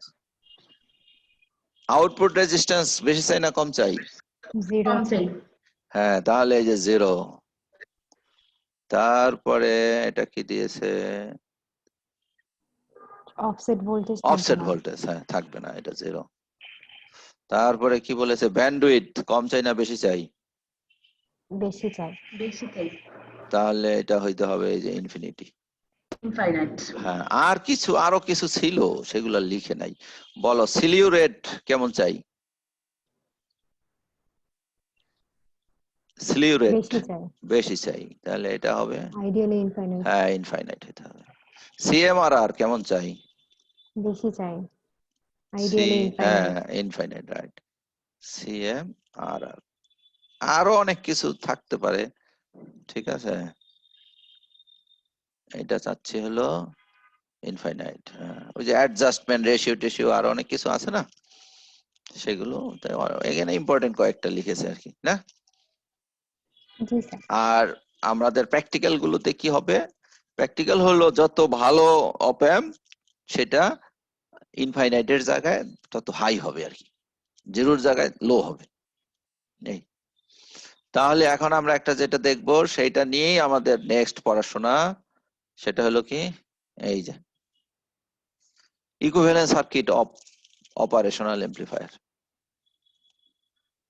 ঠিক আছে, আমরা এর আগেও এরকম ইকুইভ্যালেন্ট সার্কিট দেখেছি তাই না? আমরা একটা অ্যামপ্লিফায়ারকে ইনপুটে একটা রেজিস্ট্যান্স দিয়ে রিপ্রেজেন্ট করেছি, আউটপুটেও একটা ভোল্টেজ সোর্স এবং রেজিস্ট্যান্স দিয়ে রিপ্রেজেন্ট করেছি। এটা অনেক আগে থেকেই আমরা করতেছি, ঠিক কিনা? জি স্যার। প্রথম করেছিলাম কোথায়? একেবারে সেই যেটি ইফেক্ট অ্যানালাইসিস অফ আরএস ক্লাসে। তোমাদের পড়াইছিলাম, সোর্স রেজিস্ট্যান্সের ইফেক্ট এক্সপ্লেন করতে গিয়ে করেছিলাম। তাহলে আমাদের অপারেশনাল এমপ্লিফায়ারের ইনপুট কয়টা?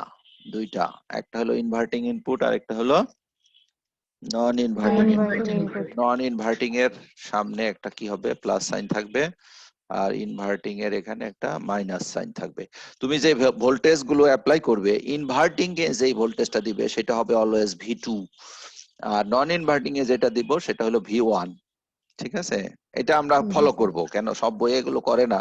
এতে হবে কি আমাদের সুবিধা হবে। আমি যদি বলি V1 তুমি চট করে বুঝে যাবে যে এটা নন ইনভার্টিং এর ভোল্টেজ, তাই না? জি স্যার। আর যদি বলি V2 তাহলে বুঝে ফেলবে এটা ইনভার্টিং এর ভোল্টেজ।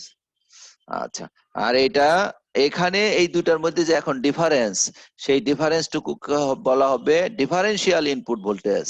ভোল্টেজের V, ইনপুটের I, ডিফারেন্সিয়ালের D। ঠিক আছে, এই ডিফারেন্সিয়াল ইনপুট ভোল্টেজ তাহলে কত হবে? এটা হবে হলো এই যে V1 মাইনাস V2। V2। হ্যাঁ, এইটা V1 মাইনাস V2। এই অ্যাবসলিউট সাইন যদি আমি না নেই তাহলে এর ভ্যালু পজিটিভও হতে পারে নেগেটিভ হতে পারে। নেগেটিভ হতে পারে। তাহলে এই ইনপুটটা আমি দিচ্ছি কোথায়? দিচ্ছি হলো অ্যাম্পলিফায়ারে, আর সেই অ্যাম্পলিফায়ারের এই ইনপুট স্টেজে আছে কি তার রেজিস্ট্যান্স, ইন্টারনাল রেজিস্ট্যান্স আরআই। ঠিক আছে, আরআই। এখন অপারেশনাল অ্যাম্পলিফায়ারের ভিতরে কয়টা স্টেজে গেইন হয়েছে মনে আছে কিনা? আমরা যেটা পড়েছি, প্রথমে গেইন হলো তোমার কমন বেস ডিফারেন্সিয়াল অ্যাম্পলিফায়ারে, তারপরে অ্যাম্পলিফিকেশন হলো আরেকটা কমন ইমিটার অ্যাম্পলিফায়ারে, অ্যানাদার কমন ইমিটার অ্যাম্পলিফায়ার, তারপরে চলে গিয়েছিল সে ওই যে পাওয়ার অ্যাম্পলিফায়ার। তাহলে অনেকগুলো স্টেজের মধ্যে টোটাল যে গেইন পাওয়া যাবে সেই গেইনটার নাম দেওয়া হবে হলো এ। তাহলে এখানে এটা কি? এটাকে আমরা বলি হলো ওপেন লুপ গেইন। বলতো ওপেন লুপ গেইন কাকে বলে?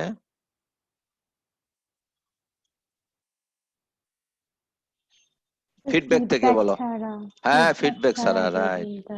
ফিডব্যাক ছাড়া যে গেইনটা ওপেন লুপ গেইন। এখন কোনো ফিডব্যাক ইউজ করা হয় নাই, এখানে ফিডব্যাক ইউজ করতে হবে। এই যে এই আউটপুট এবং ইনপুটের মধ্যে ফিডব্যাক কোথায় কোথায় হয়?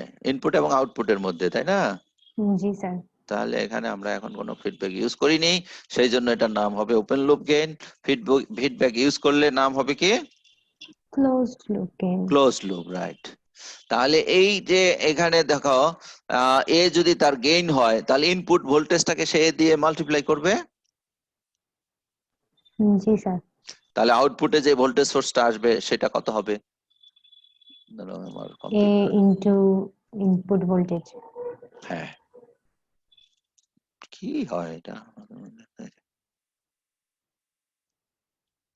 এই উইন্ডো অফিস 19 এটা খুব বাজে হয়েছে, কিছু এক্সট্রা ফেসিলিটিস অ্যাড করছে, কিন্তু কি যে করে কি করতেছে বুঝতেছি না। আমার এখন কিছুই কাজ করতেছে না। সেভ সেভ হচ্ছে, এতক্ষণ লাগে সেভ হইতে। হ্যাঁ এখন কি হয়েছে? হ্যাঁ এখন ঠিক আছে। আচ্ছা, তাহলে এই যে এখানে দেখতে পাচ্ছ এখানে একটা ভোল্টেজ সোর্স দিয়েছে, ওটা ওদের মতো একটা ভোল্টেজ সোর্স দিয়েছে। তাহলে এ ভিআইডি, তাহলে এই ভোল্টেজটা যখন পাস করবে আউটপুট টার্মিনালে সেই ইন্টারনাল রেজিস্ট্যান্স হয়ে যাবে। তাহলে ইন্টারনাল রেজিস্ট্যান্স হলো আউটপুটের যে রেজিস্ট্যান্স তার নাম হলো আর ও। এই ঠিক আছে। এই অপ এম্পের আমরা সিম্বল অলওয়েজ এরকম ইউজ করব। এইটা হলো আমাদের অপ এম্পের সিম্বল, একটা প্লাস থাকবে আর একটা মাইনাস থাকবে, তাই না? এই এই আমরা আরেকটা পারি, সেটা হলো যে এখানে বোঝাতে যে একটা হলো পজিটিভ ভিসিসি আর একটা হলো নেগেটিভ ভিসিসি। নেগেটিভ এটা হলো অপ এম্পের সিম্বল, ঠিক আছে। আচ্ছা, তাহলে এখন দেখো আমরা যদি এটার ক্যারেক্টারিস্টিক্স গ্রাফিক্যালি রিপ্রেজেন্ট করি, এটাকে বলা হবে ট্রান্সফার ক্যারেক্টারিস্টিক্স। এই যে ট্রান্সফার কার্ভ বলেছে, তাই না? ইনপুটের সাথে আউটপুটের কি রিলেশন। তাহলে আমরা একটা যদি গ্রাফ করি, তুমি যদি ভিআইডির ভ্যালু ধীরে ধীরে বাড়াতে থাকো, ধরো তোমার অফসেট ভোল্টেজ নেই, অফসেট ভোল্টেজ এনি হাউ আমরা নাল করেছি, তাহলে ভিআইডির ভ্যালু যদি 0 হয় তাহলে আউটপুট কত হবে? ভিআইডি মাল্টিপ্লাইড বাই, হ্যাঁ মাল্টিপ্লাইড বাই এ 0 হবে। তাহলে এই যে আউটপুটও 0 হলো। এখন ভিআইডির ভ্যালু যদি পজিটিভ ডিরেকশনে বাড়ে, আচ্ছা পজিটিভ ডিরেকশনে বাড়লে কে বড় হচ্ছে বলো তো? স্যার V1 বড় হচ্ছে। V1 বড় হচ্ছে। সবসময় মনে রাখবে যে এটা এমন ভাবে মার্কিং করা আছে যে এখানে পজিটিভ মানে হলো পজিটিভ এরটা বড় হলে আউটপুট পজিটিভ হবে, নেগেটিভ এরটা যদি বড় হয় আউটপুট নেগেটিভ হবে। Negative output will follow the polarity of the input. Input terminal, ঠিক আছে। এই যে আমরা নাম থেকেও বলেছিলাম মনে আছে না যে এটার নাম কি? ইনভার্টিং। ইনভার্টিং অর্থ হলো এখানে প্লাসের 1 ভোল্ট দিলে আউটপুটে কি হবে? মাইনাসের ধরো -1 ভোল্ট। 10 ভোল্ট বা এরকম কিছু একটা 10 পাবো ভোল্ট পাওয়া যাবে। যদি গেইন 10 হয়। হ্যাঁ, তাহলে এই জন্য এটা ইনভার্টিং। তাহলে এখন তো আমি কাকে বড় দিয়েছি বলো? এখন এই 1 কে বড় দিয়েছি, ইনভার্টিং কে বড় দিয়েছি। হ্যাঁ V1 কে বড় না। নন আচ্ছা ইনভার্টিং, নন এই ইনভার্টিং। একটু আগের কথাটায় আসো যে এখানে নন ইনভার্টিং এ বড় দিয়েছি, এই যে এই অংশটুকুতে, সেই জন্য আউটপুট পজিটিভ ডিরেকশনে রাইজ করবে। তাহলে ধীরে ধীরে ধীরে ধীরে রাইজ করবে এই পর্যন্ত আসবে। আচ্ছা, আসার পরে এখানে কত ভোল্ট হলো বলতে পারবা? গেইন ধরে নাও, এই অ্যাম্পলিফায়ারের gain A is equal to কত ধরবো, একটু বেশি ধরি আমাদের সুবিধার্থে, সেটা হলো 100 না, 100 ওপেন লুপ, ওপেন লুপ আচ্ছা আচ্ছা 10 10 টু দি পাওয়ার 6, ঠিক আছে 10 টু দি পাওয়ার 6। এখন ইনপুটে মনে করো 1 মিলি ভোল্ট দিয়েছো, ডিফারেন্সিয়াল ভি আইডির ভ্যালু কত, 10 millivolt. 1 মিলি millivolt. ভোল্ট। আমি লেট ভিআইডি বি 1 মিলি ভোল্ট। আচ্ছা বলো আউটপুট কত হবে? 10 to 10 to the the power 3 volt 3 volt. কত ভোল্ট হলো এবার বলো, ফিগারে 1 বলো। kilovolt 1 kilo volt. তাহলে অপ এম্প কি আসলে 1 কিলো ভোল্ট দিতে পারবে? না। তাহলে সে কতটুকু দিতে পারবে ম্যাক্সিমাম? ম্যাক্সিমাম দিতে পারবে হলো তার যে ভিসিসি ছিল, ভিসিসি মাইনাস 1 ভোল্ট, তাই না? একটু আগে বলছিলাম না এক জায়গায় যে সর্বোচ্চ সে কত দিতে পারবে? কোন অ্যাম্পলিফায়ারই তার সাপ্লাই ভোল্টেজের বেশি ভোল্টেজ দিতে পারবে না। তাহলে তখন কি হয়ে যাবে? সে স্যাচুরেটেড হয়ে যাবে, এই যে এটা স্যাচুরেটেড, সে আর বাড়বে না। তাহলে এখানে কত ভোল্টে এসে সে ফিক্সড হয়ে যাবে বলো তো? এই যে ভি সেট লেস দেন কত, ভিসিসি, ঠিক আছে, সাধারণত 1 ভোল্টের মতো কম হয়, ঠিক আছে। তাহলে এখন বলো Okay, sir. যে এইটুকু ভ্যালু কত, এই যে এখানে কত ভোল্ট আছে, এখানে আছে হইলো তোমার 1. এই ধরো ভিসিসি ধরো 15 ভোল্ট, তাহলে আউটপুট পাচ্ছি হইলো 15 ভোল্ট মাইনাস 1 ভোল্ট, তাহলে আউটপুট হয়ে গেল কত? 14 volt 14 ভোল্ট। 14 volt হ্যাঁ, তাহলে এই 14 ভোল্ট কে কত দিয়ে ভাগ করব?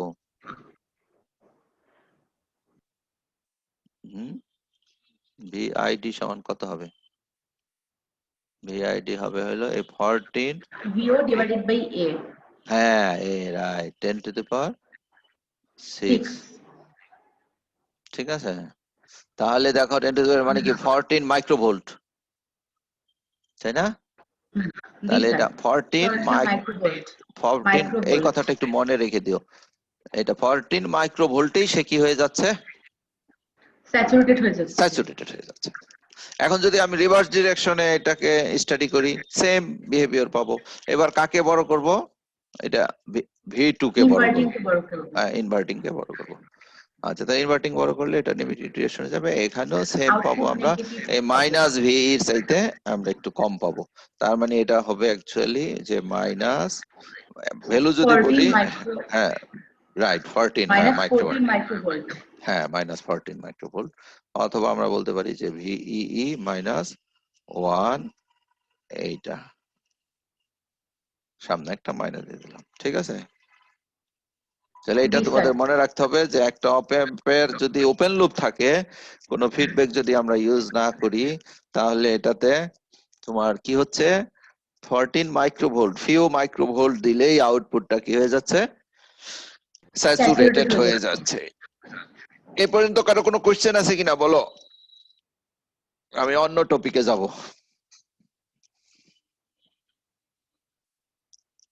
নেই বোধহয় কোশ্চেন না?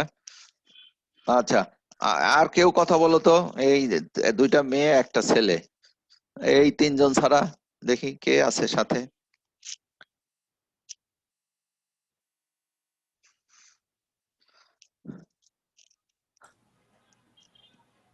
স্যার আছে অনেকে স্যার ক্লাস। তোমার নাম কি? স্যার আমার আহনাফ তাহমিদ। আহনাব। আহনাবের কোনো কোশ্চেন আছে? তুমি কোথা থেকে? না স্যার ঢাকায়? অনেক কিছু আছে স্যার। হ্যাঁ, জি স্যার ঢাকা। আচ্ছা, ঢাকার বাইরে কে আছে কথা বলো দেখি।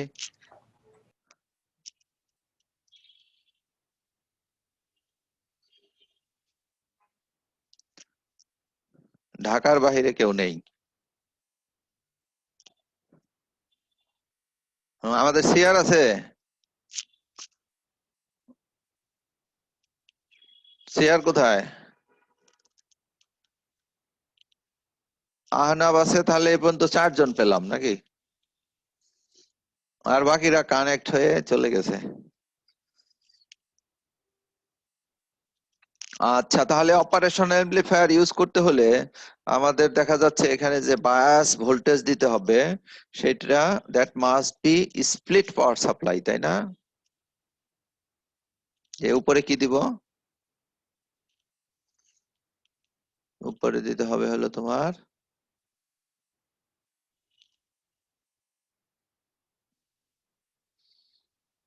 ভিসিসি প্লাস, তারপরে হলো বায়াসিংটা কেমন হতে হবে? এই তোমরা কি ডিসকানেক্ট হয়ে গেল নাকি? না স্যার, শুনতে পাচ্ছি। স্যার This শুনতে is পাচ্ছি। হ্যাঁ, এইটা ম্যাক্সিমাম আমরা প্লাসের 15 ভোল্ট পর্যন্ত দেই। এটা ডাটা শিট দেখে নিতে হবে, এক এক ধরনের অ্যামপ্লিফায়ারে এক এক রকম আছে। আর এইখানে দিতে হবে হলো মাইনাস ভিই, তাই না? মাইনাস ভিই। হুম, স্যার ভিই এটা সমান কত হবে? মাইনাসের 15 ভোল্ট। Minus 15 volt. 15 ভোল্ট। আচ্ছা, সিমেট্রিক্যাল না হয়ে কম বেশি যদি হয় তাহলে অ্যামপ্লিফায়ার কাজ করবে কিনা? ধরো এখানে দিলাম হলো 15 ভোল্ট আর এখানে দিয়ে দিলাম হলো মাইনাসের 10 ভোল্ট, এটা কাজ করবে কিনা? অ্যান্সার হলো ইয়েস, করবে। ঠিক আছে, তুমি যখন এসি সিগন্যালটা তখন সিম্পলি আউটপুটে অ্যামপ্লিফাই করবে, সেটা যেন 10 ভোল্টের চাইতে বেশি না হয়, ছোটটা দিয়ে এটা ডিটারমিন হবে। ঠিক আছে, আচ্ছা ইভেন তখন তুমি আউটপুটটা কি হবে? ছোটটা আউটপুট দিয়ে ডিটারমিন হবে। হ্যাঁ ছোটটা দিয়ে ডিটারমিন, 10 মাইনাস 1। হ্যাঁ হ্যাঁ হ্যাঁ। আচ্ছা আচ্ছা। তুমি যদি ডিসির কথা বলো, উপরে ঠিকই আছে, পজিটিভের জন্য 15 মাইনাস 1 পাবে যখন ইনপুটের ওই ওই ডিরেকশনে যখন বাড়তে থাকবে, তখন স্যার এরকম। যখন পজিটিভ দিব হ্যাঁ তখন হচ্ছে 15 মাইনাস হ্যাঁ 1। 15, এটা তখন এরকম হবে আর কি, এটা একটু বড় হবে ওইটা একটু ছোট হবে। কিন্তু এসি সিগন্যালের যদি বলো যে এখন আমি এসি সিগন্যালকে অ্যামপ্লিফাই করব, এসি সিগন্যাল তো উপরেরটাও ইউজ করবে নিচেরটাও ইউজ করবে, তাই না? দুটোটা ইউজ করবেন। সেই জন্য এসি সিগন্যালটা তো আমার সিমেট্রিক্যাল হইতে হয়।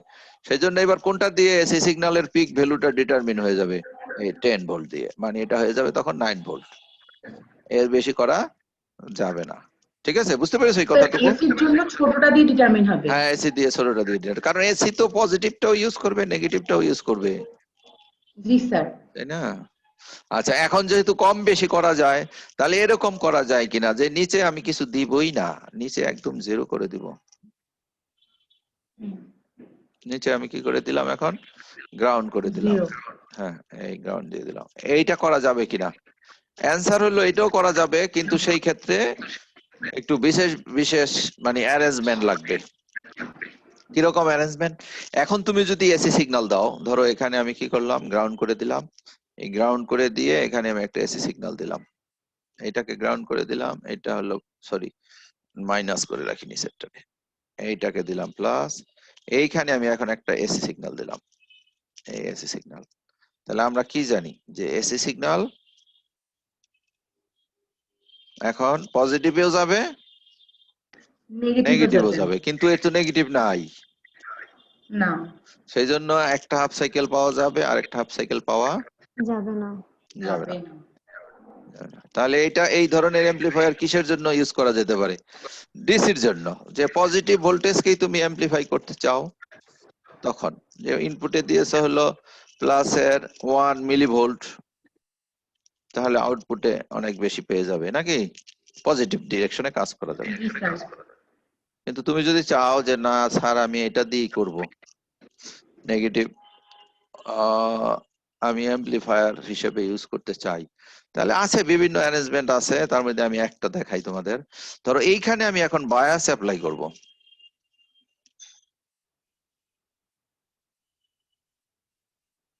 ভোল্টেজ ডিভাইডার বায়াস অ্যাপ্লাই করে দিলাম। মনে আছে না, আমরা একটা এরকম ভাবে একটা অপারেশনাল অ্যামপ্লিফায়ার ডিফারেন্সিয়াল অ্যামপ্লিফায়ার শুরুটাই করেছিলাম এরকম ভাবে, বেসটাকে ভোল্টেজ ডিভাইডার বায়াস দিয়েছিলাম। তাহলে এই যে এখানে এখন এইটা তো একটা ট্রানজিস্টরের বেস, তাই না? জি স্যার। তাহলে এখানে এটা বায়াস পেয়ে গেল।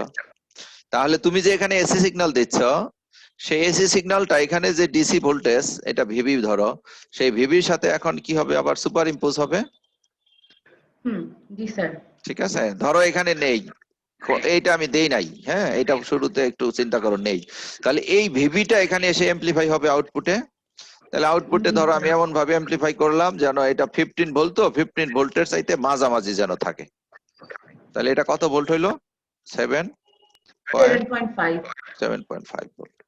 এবার যদি তুমি এসি ভোল্টেজটা এর সাথে দিয়ে দাও, এসি ধরো সামান্য একটু দিয়েছো, সে 1 মাইক্রোভোল্ট, 1 মাইক্রোভোল্ট। তো 1 মাইক্রোভোল্ট এখানে অ্যামপ্লিফাই হলে যেন কত হয়?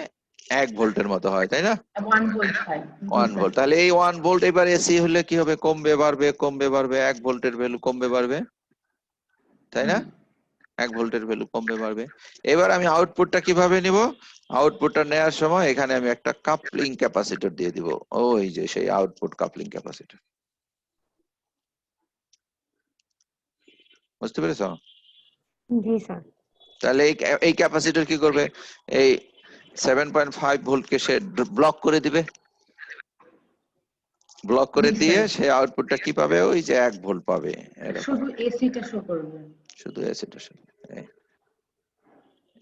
ঠিক আছে। তাহলে এগুলো আসলে কি অনেক সময় এরা নয়েজ প্রডিউস করে, ক্যাপাসিটর আবার চলে আসলো, আবার তাহলে কাট অফ ফ্রিকোয়েন্সির কোশ্চেন চলে আসবে, তাই না? সেই জন্য ভালো পারফরমেন্স পেতে হলে তোমাকে কি করতে হবে? এই স্প্লিট পাওয়ার সাপ্লাই ইউজ করতে হবে। তাহলে তোমার যদি ল্যাবে স্প্লিট পাওয়ার সাপ্লাই থাকে, দ্যাট ইজ ফাইন। না হলে আমরা স্প্লিট পাওয়ার সাপ্লাই আবার চাইলে বানিয়ে নিতে পারি, ঠিক আছে? স্প্লিট পাওয়ার সাপ্লাই তাহলে কিভাবে বানানো যায়?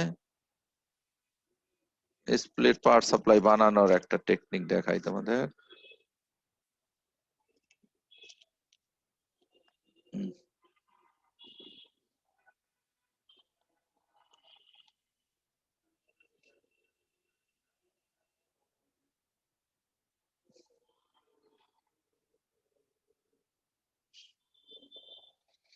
আচ্ছা, ধরো তোমার কাছে একটা 12 ভোল্টের ব্যাটারি আছে, অথবা 12 ভোল্টের একটা পাওয়ার সাপ্লাই আছে।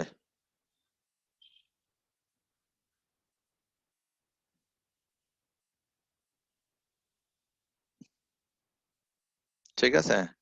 তাহলে এই 12 ভোল্টের পাওয়ার সাপ্লাই এর দুইটা টার্মিনাল, একটা হলো তোমার পজিটিভ টার্মিনাল আর একটা হলো নেগেটিভ টার্মিনাল, তাই না? এই আমি ব্যাটারি দিয়ে দেখাচ্ছি যে এই হলো আমাদের একটা 12 ভোল্টের ব্যাটারি। এই তাহলে একটা নেগেটিভ আছে, একটা পজিটিভ আছে। তুমি যদি এখানে এক কাজ করো, একটা রেজিস্টার দিয়ে দাও, এখানে একটা রেজিস্টার দিয়ে দাও, ইকুয়াল ভ্যালু, এটা আর এটা কি ইকুয়াল। তাহলে বলো দেখি এখানে ছিল কত ভোল্ট? এখানে ছিল কি 15 ভোল্ট। 12 ভোল্ট। আচ্ছা 12 ভোল্ট বলছিলাম না, 15 জি লিখে স্যার। ফেলেছি। আচ্ছা থাকুক, অসুবিধা নেই। তাহলে এখন বলো এখানে কত ভোল্ট পাবো? এটার অ্যাক্রসে কত ভোল্ট পাবো? 7.5। 7.5 এই 7.5 ভোল্ট পেলাম। এখানে কত ভোল্ট? 7.5 7.5 ভোল্ট। আচ্ছা, এইখানে তুমি চাইলে একটা ক্যাপাসিটর ইউজ করতে পারো। আচ্ছা, ক্যাপাসিটর ইউজ না করলে কি সমস্যা? এটার যদি থেভেনিনস ইকুইভ্যালেন্ট করো, ও তার আগে তো আসল কথাটাই বলি নাই। এটা ছিল কি? এইটা ছিল আমাদের গ্রাউন্ড। মাইনাস। এখন এইটাকে তুমি চিন্তা করো গ্রাউন্ড, এটাকে চিন্তা করো গ্রাউন্ড। তাহলে বলো গ্রাউন্ডের রেসপেক্টে এই পয়েন্টের ভোল্টেজটা কি? High negative. ভোল্টেজ না লো ভোল্টেজ? Low voltage. তাহলে এটা হয়ে লো গেল ভোল্টেজ। মাইনাসের 7.5 ভোল্ট। 5 ভোল্ট। আর এটার তুলনায় এখানে কি হলো? বড় plus 7.5 volt. Plus higher 7.5। Potential. ঠিক আছে, হায়ার পটেনশিয়াল। তাহলে এটা ভোল্টেজ পেয়ে গেল। এখন এইটা তো শুধু ভোল্টেজ সাপ্লাই দিবে, তাই না? কাকে দিবে? অপারেশনাল অ্যামপ্লিফায়ার কে। তাহলে Amplifier। অপারেশনাল অ্যামপ্লিফায়ার যেহেতু ভোল্টেজ অ্যামপ্লিফায়ার, সেহেতু সে বেশি কারেন্ট নিবে না, সেহেতু এটা কাজ করবে ঠিক মতোই। কেননা এটাতে তোমার একটু কম রেজিস্ট্যান্স দিয়ে এখানে একটু বেশি কারেন্ট ফ্লো করে দিতে হবে, স্টেবল হয়। তারপরেও যেহেতু এর ইন্টারনাল একটা ভালো রেজিস্ট্যান্স আছে, তাই না? এটা যদি এই পয়েন্টে তুমি যদি থেভেনিনস ইকুইভ্যালেন্ট সার্কিট নাও, তাহলে কি হবে? একটা ভোল্টেজ সোর্সও আসবে, প্লাস সিরিজে একটা রেজিস্ট্যান্স চলে আসবে না? কোন রেজিস্ট্যান্সটা? তুমি যে রেজিস্ট্যান্সটা দিয়েছো এখানে, অথবা আমার মনে হয় দুইটার প্যারালালও আসতে পারে, তাই না? তাহলে একটা বড় রেজিস্ট্যান্স যেহেতু আসবে, সেহেতু তোমার পাওয়ার সাপ্লাই যদি এমন হয় যে একটা অপ অ্যাম্প এখানে তুমি সাপ্লাই দিয়েছো, আর এখানে একটা স্পাইক তৈরি হলো আউটপুটে, আউটপুটে স্পাইক কি আউটপুট সাডেনলি ভোল্টেজটা বেড়ে আবার এরকম একটা আউটপুট প্রডিউস হলো, তাহলে লোড দিয়ে একটা হাই কারেন্ট ফ্লো করবে না? জি স্যার। জি তাহলে স্যার। লোড দিয়ে যে হাই কারেন্ট ফ্লো করবে, কারেন্ট কি অপ এম্প নিজে বানাবে না কোথা থেকে আনবে? স্যার আনবে কোথা থেকে? পাওয়ার সাপ্লাই থেকে। পাওয়ার সাপ্লাই থেকে। তাহলে পাওয়ার সাপ্লাইয়েরও এখানে এই স্পাইকটা সাপ্লাই করতে হবে, ঠিক না? তাহলে এই স্পাইক তো সে সাপ্লাই করতে পারবে না। কেন পারবে না? তার ইন্টারনাল রেজিস্ট্যান্স তো হাই। সেই জন্য আমরা এখানে কি করব, আমরা এখানে একটা ক্যাপাসিটর দিয়ে দিব। এখানে একটা ক্যাপাসিটর, একটু বড় ভ্যালুর ক্যাপাসিটর, বুঝতে পেরেছো? এখানে একটা ক্যাপাসিটর দিয়ে দিব। তাই নরমালি কি হবে, স্টেডি স্টেটে ক্যাপাসিটর গুলো চার্জ হয়ে থাকবে। জি স্যার। যখন এখান দিয়ে এই যে এরকম একটা হাই কারেন্ট পালস ফ্লো করবে, তখন ক্যাপাসিটর থেকে কিছু চার্জ ওখানে চলে যাবে। এই তাহলে আমাদের আলটিমেট সার্কিট যেটা হলো সেটা হলো তোমার any single ended power supply, তার সাথে তুমি যদি একটা ভোল্টেজ ডিভাইডার ইউজ করো, তার সাথে কি করতে হবে, এই ক্যাপাসিটর ইউজ করতে হবে দুইটা। হ্যাঁ, এই তাহলে আমরা যেটা পেয়ে যাব সেটা হলো গ্রাউন্ড আর হলো plus terminal plus VCC plus VCC আর হলো তোমার মাইনাস মাইনাস ভিই। হ্যাঁ VEE। আমার একটা প্যাড হইলে ভালো হতো, আমি লিখতে পারি না মাউস দিয়ে। নেই, ঠিক আছে। স্প্লিট পাওয়ার সাপ্লাই তাহলে স্প্লিট পাওয়ার সাপ্লাইয়ের কথা আমরা ডিসকাস করলাম, প্লাস যদি স্প্লিট ইউজ না করি তাহলে বায়াসিং করে করা যায় সেটা আমরা স্টাডি করলাম, ঠিক আছে। তাহলে নেক্সট ক্লাস থেকে আমরা অপারেশনাল এমপ্লিফায়ারের অ্যাপ্লিকেশন শুরু করব। হ্যাঁ, এই অপারেশনাল এমপ্লিফায়ারে অনেক অ্যাপ্লিকেশন আছে, অনেক কিছু তৈরি করা যায়। এটা অপারেশনাল এমপ্লিফায়ার কেন নাম হয়েছে বলছিলাম তোমাদের, বলা হয় নাই বোধহয়। না স্যার। এটার নাম অপারেশনাল এমপ্লিফায়ার কেন হলো, কারণ আমাদের অনেকগুলো ম্যাথমেটিক্যাল অপারেশন এটা দিয়ে ইমপ্লিমেন্ট করা যায়। ম্যাথমেটিক্যাল অপারেশন বলতে ধরো দুইটা সংখ্যাকে যোগ করি আমরা, এটা দিয়ে দুইটা সংখ্যাকে যোগ করা যাবে। অবশ্যই দুইটা নাম্বার হবে না, সেই ক্ষেত্রে দুইটা ভোল্টেজ। ধরো তুমি 5 আর 5 অ্যাড করলা, কত হলো 10। তাহলে এখানে যেটা করতে হবে 5 ভোল্ট এন্ড 5 ভোল্ট অ্যাড করতে হবে, আউটপুটে 10 ভোল্ট পাওয়া যাবে। তাহলে সে কি করলো, এটা সাম তৈরি করলো, ম্যাথমেটিক্যাল একটা অপারেশন। আবার সে ডিফারেন্সও করতে পারবে, 7 ভোল্ট থেকে একটাতে 7 ভোল্ট দিবে আর একটাতে 5 ভোল্ট দিবে, সে আউটপুটের ডিফারেন্সটা দিবে 2 ভোল্ট। তাহলে এডিশন করলো, সাবট্রাকশন করলো। এটা মাল্টিপ্লাই করতে পারবে সিগন্যালকে, মানে নরমাল মাল্টিপ্লিকেশনের মতোই। এটা ইন্টিগ্রেশন করতে পারে, এটা ডিফারেন্সিয়েশন করতে পারে, এটা লগ তৈরি করতে পারে, ঠিক আছে। তাহলে যেহেতু এরকম ম্যাথমেটিক্যাল অপারেশন গুলো সে করতে পারে, সেই জন্য এর নাম হয়েছে হলো কি অপারেশনাল অ্যামপ্লিফায়ার। অপারেশনাল এমপ্লিফায়ার, ঠিক আছে। অ্যানালগ এমপ্লিফায়ার কম্পিউটার ছিল না, তোমরা জানো কিনা, ডিজিটাল কম্পিউটারের আগে অ্যানালগ কম্পিউটার ছিল। এই অ্যানালগ কম্পিউটারের মধ্যে ম্যাথমেটিক্যাল অপারেশন গুলো এই অপারেশনাল এমপ্লিফায়ার দিয়ে তৈরি করা হতো। এটা বোধহয় অপারেশনাল এমপ্লিফায়ার 1963 এর দিকে বোধহয় এটা আবিষ্কার হয়েছে, 63 আর 64 এরকম, বুঝতে পেরেছো। এটা হলো ফেয়ার চাইল্ড, এই কোম্পানি প্রথম এটা আবিষ্কার করে। তাহলে অপারেশনাল এমপ্লিফায়ার আজকে কি শুরু করবো, আর থাকুক। না স্যার, 11:30টায় ক্লাস আছে। আচ্ছা, ওকে, থ্যাংক ইউ।